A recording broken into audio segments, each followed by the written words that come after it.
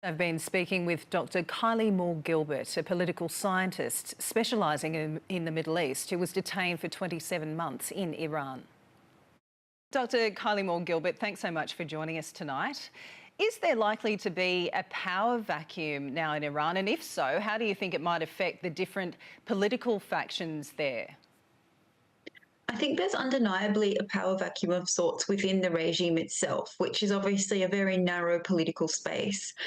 It's controlled right now by ultra-conservative hardline, largely religious clerics in that political sphere, but there is definitely going to be some jostling and some turf war and some clamouring between the different factions on that hard right position as to who will be the next president.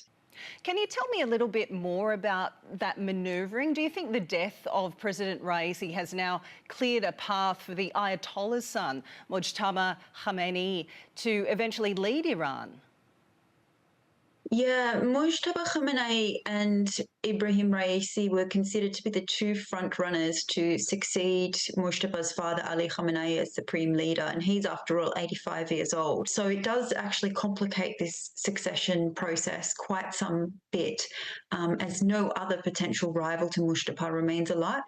And Kylie, what impact do you think these high-profile deaths are likely to have on Iran and indeed the wider region, which, as we know, is very unstable at the moment? At the end of the day, Iran's foreign policy and its internal policies, its domestic policies also are really determined by the supreme leader. He is the authoritarian ruler that sits above everybody else in the Iranian political system.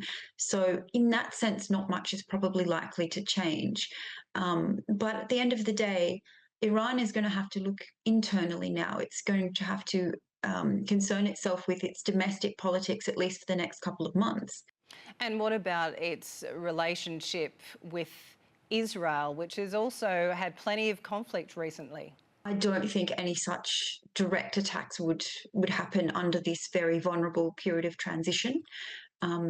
Israel would be wise to probably stay out of it. And I know there are conspiracy theories that Israel had some involvement in this crash.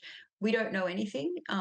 Certainly nobody's claimed responsibility, and it is likely it could have just been a technical failure of what was a very, very old helicopter from pre-revolutionary times, or, because of the bad weather and the fog in that area at the time. We'll probably never know because the regime will do everything it can to put out a version of events that it prefers, and that is most likely not going to be, some sort of foreign plot, but rather down to technical fault or the weather. And we won't actually know the facts unless they are somehow revealed by another actor.